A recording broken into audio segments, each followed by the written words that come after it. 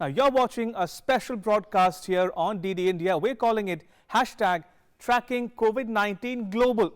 Remember, DD India is your one-stop destination for all information related to COVID-19. And it goes without saying, we at DD India are taking particular care to give you, the viewer, accurate, authentic and authoritative information so that you don't fall prey to rumors or fake news. Now, wherever in the world you might be, it is in your interest to follow protocols, advisories and guidelines issued by the authorities concerned. Now, it's day 43 of the lockdown. We have 11 more days to go. The good news is that some restrictions have been eased, but we are not out of the woods. Things could get worse if we are not careful. So please practice social distancing, wear a mask, and most importantly, wash your hands regularly with soap. All right, then let's get started. First up, the headlines. Coronavirus cases across the world inches closer to 37 lakh. More than 2,58,000 people have died so far.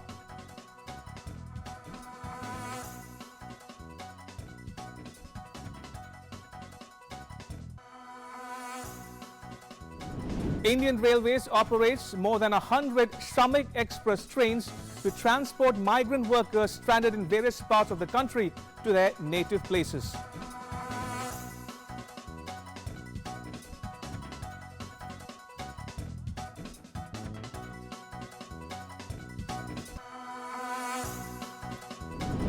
India to begin the biggest evacuation exercise codenamed Vande Bharat mission from tomorrow to bring back about 15,000 Indians stranded abroad. 64 flights and 3 naval ships to bring Indian citizens back home from 13 countries in a week's time. Only asymptomatic passengers would be allowed to travel.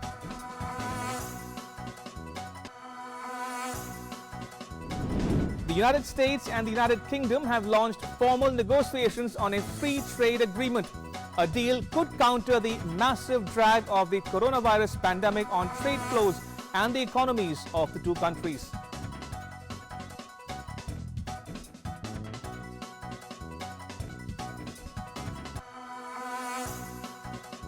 The United Kingdom draws up a 3-stage plan to ease the coronavirus lockdown that was first imposed at the end of March.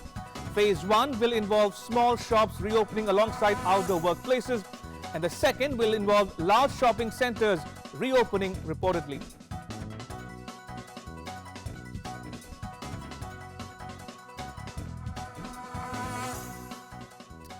All right, first let's get you the latest data on how some countries such as the US have fared on what we call the COVID-19 meter. We prepared a graphical representation just for you. Take a look.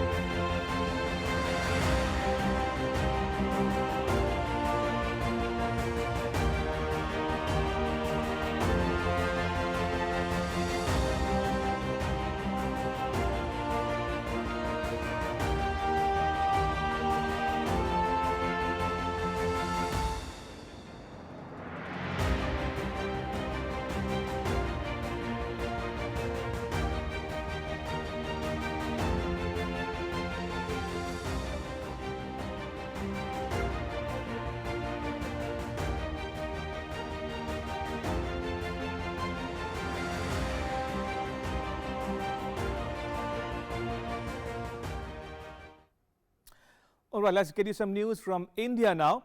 Health Minister Dr. Harshvardhan reviewed the situation in Gujarat and Maharashtra via a video conference. He said the situation in the two states was a matter of grave concern. निश्चित रूप से महाराष्ट्र भारत के उन प्रांतों में से एक है जो हम सबके लिए भी थोड़ा सा ज़्यादा चिंता का विषय बना हुआ है, क्योंकि यहाँ पर 36 हमारे ज़िलों में से 34 ज़िले जो हैं वो कोरोना के प्रकोप से प्रभावित हैं। 14,541 केस हो चुके हैं, 583 मृत्यु हो चुकी है। हमें अंततोगत्वा उस स्थिति में पहुंचना है जब हमारे सारे ज़िले एक दिन ग्रीन जोन बनेंगे और वहां पर 21 दिन 28 दिन से कोई भी केस नहीं आया होगा। ये हमारे सबके सम्मिलित और संगठित प्रयास से और मनोयोग से संभव हो पाएगा। Now, the Arogya Setu app has started an interactive voice response system service. One can give a missed call on the toll-free number 1921 and get the latest information about COVID-19. The voice calls will be in all Indian languages.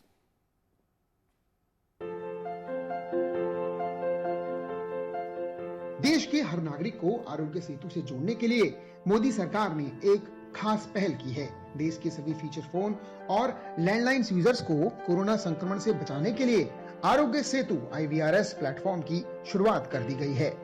Aarogya Setu IVRS platform एक toll free सेवा है। देश भर के landline और feature phone उपयोगकर्ताओं को 1921 अर्थात 1921 पर मिस कॉल करनी होगी। मिस कॉल करते ही ये प्लेटफॉर्म कॉल बैक करके सेल्फ असेसमेंट के तौर पर नागरिकों से सवाल पूछेगा। इन सवालों के जवाबों के आधार पर प्लेटफॉर्म डेटा को प्रोसेस करता है और रियल टाइम में उत्तर देते हुए मिस कॉल करने वाले को SMS भेजकर उसके स्वास्थ्य की जानकारी प्रदान करता है।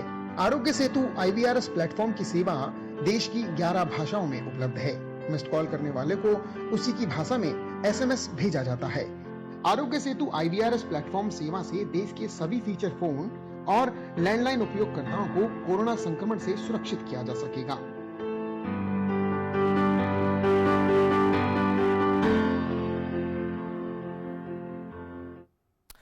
And now to our Ground Zero segment, in which we get you ground reports from our correspondents. It's a report by my colleague William Denslow in New York. The state of New York has provided updated figures when it comes to the amount of fatalities in the nursing homes across the state. Now, what it shows is that 4,813 people across the state in these facilities have died from COVID-19 or are suspected to have died from the coronavirus since March 1st. Now, looking at these figures, it shows that at least 22 nursing homes across the state have seen over 40 people in their facilities die from the coronavirus, or at least suspected to have done so. 64 nursing homes that have seen between 20 to 49 fatalities. Now, this nursing home you can see behind me here in Brooklyn has seen over 50 people either die from COVID-19 or are suspected to have lost their lives from this virus. Now, some nursing homes here in the state are complaining that they haven't seen enough resources to equip them to handle this outbreak, but the message from New York State is that more of the onus really should be on these nursing homes, of course, the majority of which in the US are for-profit organizations or run by for-profit organizations, and the state of New York has launched an investigation to make sure that nursing homes are fully following guidelines that are in place. And the message from New York's Governor Andrew Cuomo is simply that if nursing homes feel like they don't have the resources and aren't currently equipped to handle patients at this critical time, then they should send them to facilities that do. Now, across the Atlantic, the European Union has co-hosted a COVID-19 pledging conference with the aim to raise billions to fund COVID-19 vaccine and treatment research. Lucy Ho gets us this report from Brussels. Italy was the first European country to impose a nationwide lockdown, and it's now taken some steps towards normality, albeit tentative ones. Offices have been allowed to reopen, but employers will have to maintain social distancing, and some workers will be asked to wear face masks. Italians must also wear face masks on public transport, but they can now travel outside of their regions for health reasons or for work for the first time since the beginning of March. Restaurants can also open for takeaway services as well as delivery. Spain, too, is starting to loosen its confinement for the first time since the lockdown was imposed in mid-March. That's following a continued decrease in both the number of deaths and admissions to intensive care. Over the weekend, adults were allowed to take outdoor exercise for the first time since the lockdown was imposed. That means an hour-long walk within a half-a-mile radius from your home, a solo run or a bike ride, but within specific times in the morning or the evening. Spaniards over the weekend spilled into the sunshine following 50 days of confinement measures, the most strict confinement measures that we've seen in Europe. Meanwhile, the EU is co-hosting a COVID-19 pledging conference aiming to raise more than 7.5 billion euros, which will be directed to health organisations. The aim is to plug gaps in finance resources with a race against the clock to find a vaccine. EU Commission President Ursula von der Leyen says this is just the start of the process and that more resources will be needed to manufacture and deliver a vaccine once it's found. The US and Russia were notable absences from a conference that was attended by not just European leaders, but also those from China, Turkey and the UK. Lucy Hoff, Dordashen News, Brussels. And staying in Europe, coronavirus cases in Russia continue to surge. The outbreak is taking hold in regions outside Moscow. The fear is hospitals will be less able to cope. Lucy Taylor reports from Moscow. The number of confirmed cases has risen by more than 10,000 across Russia for the fourth day in a row, showing no signs of a slow in the number of confirmed infections and taking the total on Wednesday to more than 165,000 across the country. There is one small glimmer of hope in that the number of deaths remain relatively low, just 1,537 deaths in total, which is much lower as a proportion of confirmed cases than other countries around the world, if those figures prove to be accurate. The Russian government says that the reason for its high number of cases is that it's doing very widespread testing. But nonetheless, there are those who are concerned that it suggests that the authorities are not yet in control of the outbreak. And closer home, Bangladesh continues to see a sharp increase in corona-positive cases. The total number of corona cases has crossed the 11,000 mark. The first evacuation will take place on 8th May. Rajesh Jha gets you this report from Dhaka. The spread of coronavirus in Bangladesh continues to grow. Till now, more than 11,700 people have been infected by the coronavirus in the country. 790 new corona-positive cases were reported over the last 24 hours. On Wednesday, 3 more people died in the last 24 hours, taking the death toll to 186. The general holidays in Bangladesh have also been extended till May 16th. Most of the government and private offices are closed. Public transport services are also suspended. However, in view of the serious economic challenges, Bangladesh is gradually opening up some crucial sectors in the country. It has announced that from May 10th, the shops and malls will open from 10 in the morning till 4 in the afternoon to facilitate the Eid-related buying. While allowing the shops and malls to open, they have been given instructions to follow the health directives issued by the government. The malls are required to provide for hand sanitizers and maintain social distancing in view of the corona outbreak in the country. Government has also announced that banks will now open for longer hours. Earlier, they were opening till 1 p.m., but from May 10th, they will be open for business till 2:30 in the afternoon. Prime Minister Sheikh Hasina had announced on Monday that small and cottage enterprises in districts will also be allowed to open. In the meanwhile, Government of India on Tuesday announced that it will bring back its citizens stranded in Bangladesh by chartered flights. The Civil Aviation Ministry announced 7 flights will be operated from Dhaka to evacuate 1,400 Indian nationals willing to return back to India. Rajesh Jha, DD News, Dhaka. All right, let's find out what's the situation like on the ground in South Asia and West Asia. I'm joined by my colleagues Kanchan Prasad in Dubai in the United Arab Emirates and Santosh Kumar in Colombo, Sri Lanka. If I can start with you, Kanchan, in Dubai. Now, the government of India is wanting to repatriate Indian nationals back home in batches. How is the UAE coping with the situation, and how many Indian nationals must have applied for this evacuation exercise?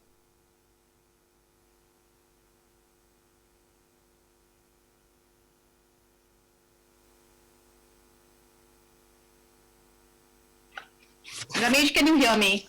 Yes, I can. Please go on. Ramesh, these special flights to India amidst this global pandemic has come as a huge relief to the Indians here, especially those Indians who are in extreme distressed situation, especially the people who have lost their job, the blue-collar workers, the pregnant women, people who are unwell, some senior citizens, students, etc. So I would say it's a big relief that the government of India is running these flights for the next full week. And of course, if at all we get to know a little more.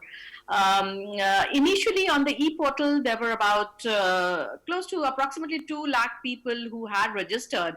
And over the week, we can see a repatriation of a lot of number of people. But for tomorrow, the flight which is taking them to Kerala from Abu Dhabi, there'll be a flight to Kochi, and from Dubai, the flight will be to Kozhikode. So about 350 to 360 passengers. The list is still being finalized and the tickets are being issued. So we can see that many passengers repatriating tomorrow. Right. Kanchan, do stay on. Let me turn to my colleague Santosh Kumar in Colombo. Now, Santosh, if you can hear me, what's the situation like in Colombo and other parts of Sri Lanka as we speak? As far as the COVID situation is concerned, I mean, we can say that Sri Lanka has managed this situation quite well. And Sri Lankan president also a couple of days back in his address to the non-aligned movement summit, he said that, I mean, his country has been able to contain and control this epidemic quite well. And as per him, I mean, so far only 3% of the PCR tests have been positive. And since the first case was reported on March 11th, till date, we have only 771 positive cases, out of which more than 200 have been discharged. So we have only 547 active cases at the moment. And so far within, I mean, around in these 2 months, we have Sri Lanka has reported only 9 deaths. So I mean, we can see we can say that Sri Lanka has been able to contain the spread of this epidemic and flatten the curve as was the intentions from the very beginning. And considering the population of around 20 million people, the 700 odd cases are not a big numbers. And the government is very hopeful that they will bring the situation under control. And in fact, from next week, they are planning to remove the curfew, which is in place all over the island. And they are trying to bring back the situation to normalcy and start normal economic activities. Ramesh? Indeed. Now, Kanchan, if I can come to you now. Now, talking about the lockdown in India, Kanchan, it's day 43. A country of the size and scale of India with 1.3 billion people in lockdown for more than a month. But what's the situation like in the UAE? Is life beginning to return back to normal in the UAE and in Dubai in particular? Absolutely. I must say that we were also under lockdown for a long time, but slowly, there has been partial opening up, and people in the UAE and Dubai are getting adjusted to the new normal, wearing of masks, wearing of hand gloves, use of sanitizers, maintaining social distance. These have become the new norms, and slowly, and this is the Ramadan time, so people are slowly getting adjusted to this new normal. They are trying to maintain as safe distance as possible, although the number of cases are increasing almost every other day. So it's like 15,000 plus cases which are there in the UAE. But at this moment, yes, we are adjusting to the new normal, and everything is limping back to slowly to life. Indeed. And Santosh, very quickly now, in Dubai, Kanchan says it is limping back to normalcy gradually. But what's it like in Colombo, life in the city, for instance? Is it under lockdown? Are shops open, malls open, schools, for instance? What's it life like in Colombo today? Life in Colombo is completely locked up since 18th of March when curfew was imposed, and in fact there has been no relaxation except for one day, that was on 21st March.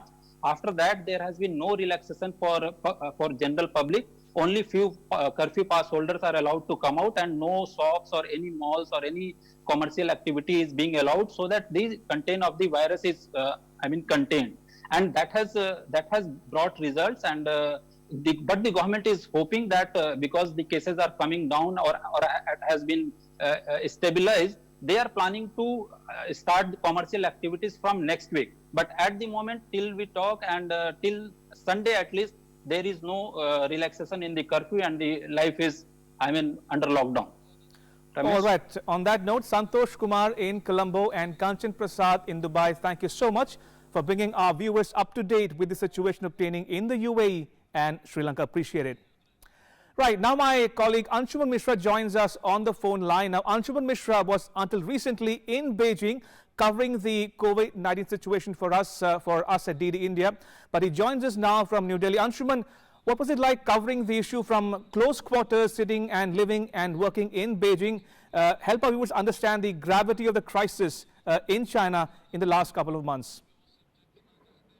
Right, Ramesh, the situation was very serious in Beijing right from the beginning. Since the first case was detected on 30th of December last year, in the initial few days were little confusing because it was a very very new kind of virus which people came to know about in some time, and it was for the first time because there were already earlier very 6 kinds of coronavirus were already there, and this was the 7th variant.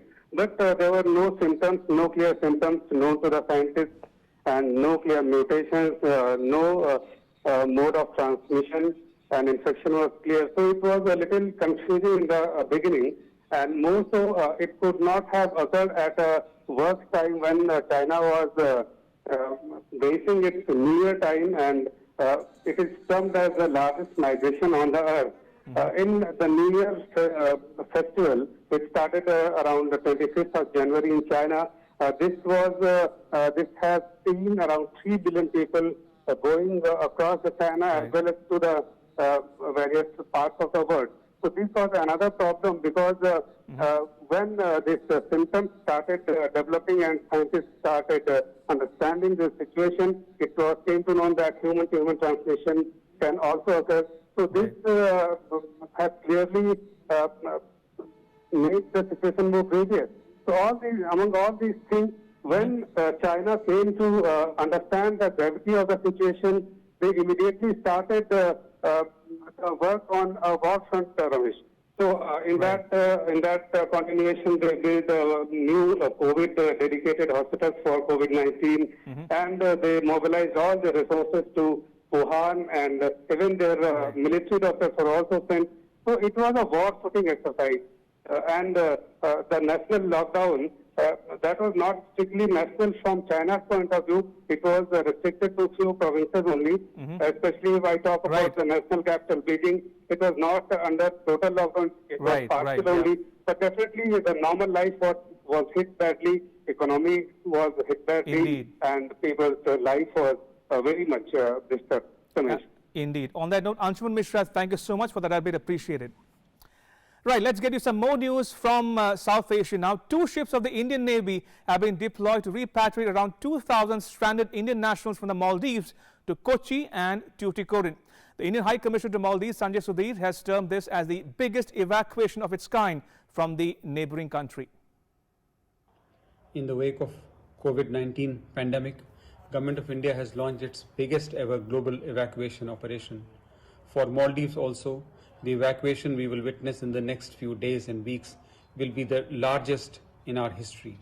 I'm grateful to Indian Navy to launch Operation Samudra Setu to evacuate close to 2,000 Indians through a virtual sea bridge from Maldives to Kochi and Tuticorin. INS Jalashwa and INS Magar have already been deployed for this purpose. The evacuation will be in 2 phases with 2 ships, first evacuating Indians to Kochi, followed by evacuation to Tuticorin. We are giving top priority to medical cases, to women and those who have lost their jobs. The evacuation exercise will be a big relief for Indians who have been yearning to join up with their families in India. All right, take a look at what else is making news around the world. Now, the US and the UK have launched formal negotiations on a free trade agreement. A deal could counter the massive drag of the coronavirus pandemic on trade flows and the economies of the 2 countries. The talks will be conducted virtually and involve over 300 US and UK staff and officials in nearly 30 negotiating groups.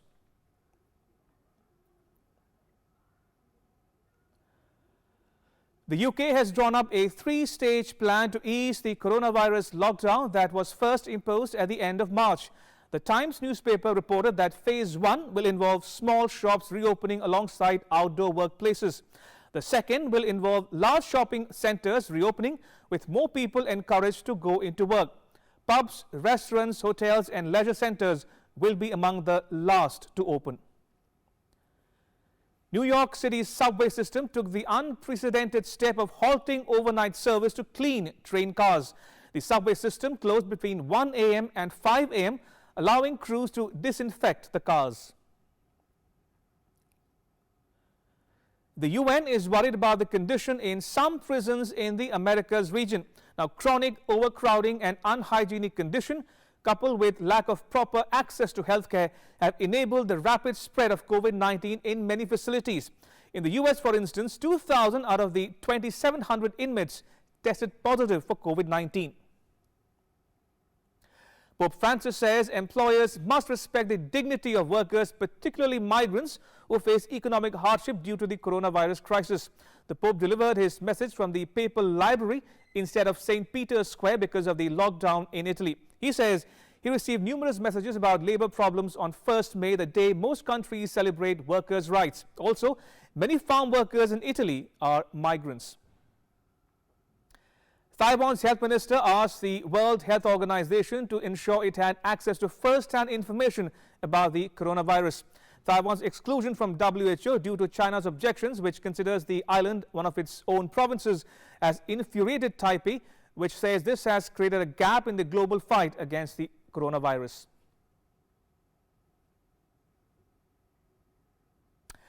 And that's a wrap on this special broadcast, but news continues here on DD India. You can catch all the latest updates on our social media, mobile and digital platforms. Thanks for watching. Bye-bye.